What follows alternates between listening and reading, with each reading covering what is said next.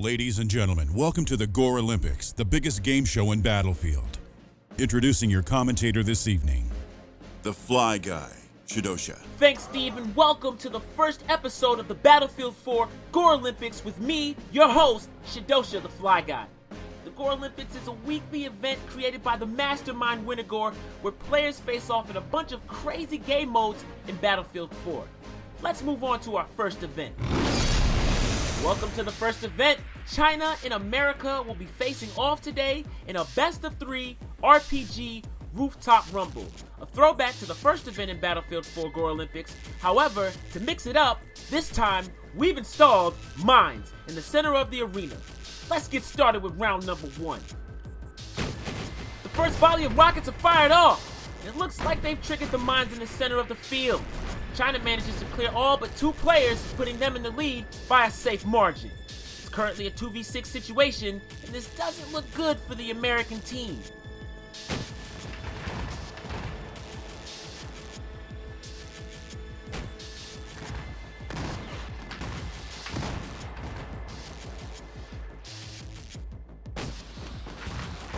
The final 2 players on the American team have been eliminated. China securing the victory here in the first round. Let's move on to round number 2.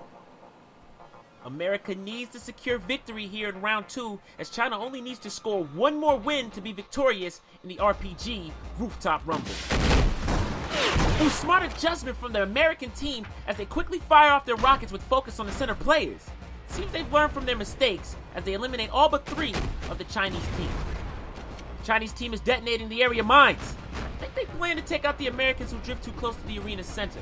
However, it seems they weren't quite fast enough and the Chinese team are down to just 2 players. And we've got missiles flying out of smoke. Those things have to be hard to dodge. Vincent HD eliminates one of the final 2 players on the Chinese side, with the remaining 5 team making short work of that Chinese player. America having won round number 2 means both teams are neck and neck, and the winner of the RPG Rooftop Rumble will be decided by this third and final round.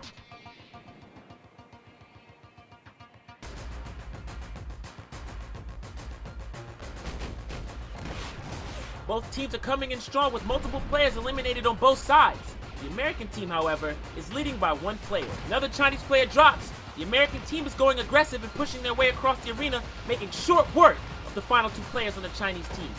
America secures the victory with a 2-1 lead here in the first event. Let's move over to our halftime show. Tired of just playing by yourself? Wish there was someone who can refill your ammo? Don't worry, I'm here to defib and pick you up. Just call now at 1-800-LEVOLUTION, and maybe we can trigger a Levolution together. 70 cents for the first minute, 7 cents for every minute after. Actual operators not in commercial. Some operators may be men pretending to be a woman's voice. Please, no suicide calls. Welcome back to the Gorelympics. I hope you all enjoyed our halftime show and feel inspired to take part in a Gorelympics near you.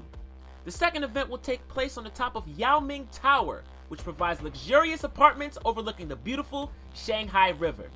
The second event we have lined up for you today is an EOD Bot Battle in our circular arena. We've flown the best EOD bot operators from both America and China, and as you can see, they're both super excited to represent their country in the Gorelympics. The EOD Bot Battle consists of 1 round where both teams will try to eliminate as many EOD bots as possible in 1 minute 30 seconds. The team with the most kills at the buzzer will win this event. The Chinese team are shown by the red indicators, and the American team are in blue. Let's get started with the second event. Straight away, both teams are rushing for the center, showing great form. The American team seems to be on the offense. They're rushing past their side of the arena straight into the Chinese lines. Repairing teammates who are in combat is crucial to victory in this round, as staying alive can become tricky once your EOD bot sets on fire. Both teams appear to be attempting to ramp over their opponent in a display of power. They aim to stand their ground and demoralize their enemy. We've got multiple EODs on fire. It appears as though one of the Chinese and American EOD have eliminated each other with no teammates able to get to them in time to repair. The American team is winning this struggle as the Chinese team's EOD bots seem to be disappearing very quickly. The American team seems to have upgraded their power somehow as their EODs are eliminating the Chinese opponents extremely quickly when they come into contact with them. The Chinese team will have to go into the defensive here if they hope to stand a chance at winning this round. Something doesn't seem quite right here in the second round as the Chinese team are dropping like flies with no clear indicator as to how the Americans are able to best them in each encounter. A referee, Commander Colonel 100, appears to have located the source of the American strength in this round. It appears as though they were using a sniper from the Shanghai Tower to eliminate the Chinese team's EOD bots as they came into contact with them. The commander's delivering swift justice to the sniper with a crate to the face. The American team has been officially disqualified from the EOD bot event on grounds of cheating, and the Chinese team has been declared winners of the EOD Bot Battle. The first day of Gorelympics has resulted in a 1-1 draw between China and America.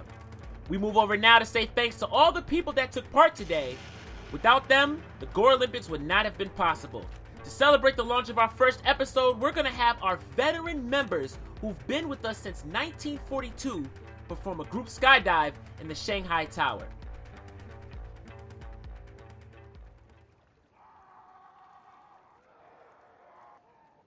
Was that supposed to happen? Wait a minute. This just in.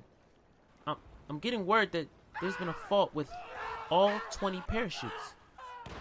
It's a grim day here at the Battlefield Gorelympics. On that note, I'm happy to announce that we're now scouting for new candidates. If you've got what it takes to be a Gorelympian, then sign up today. We end the first episode now with a quick thanks to everyone who took part, our director Wintergore, producer Mash Daydon, and sponsor XMG. I've been your host, Shidosha the Fly Guy. Thanks for watching, and I'll see you all next time. You've been watching the Gorelympics events every Saturday at 10 p.m. Greenwich Mean Time. Check the description below for a link to the calendar. Don't forget to subscribe and follow Wintergore on Facebook or Twitter to take part in events.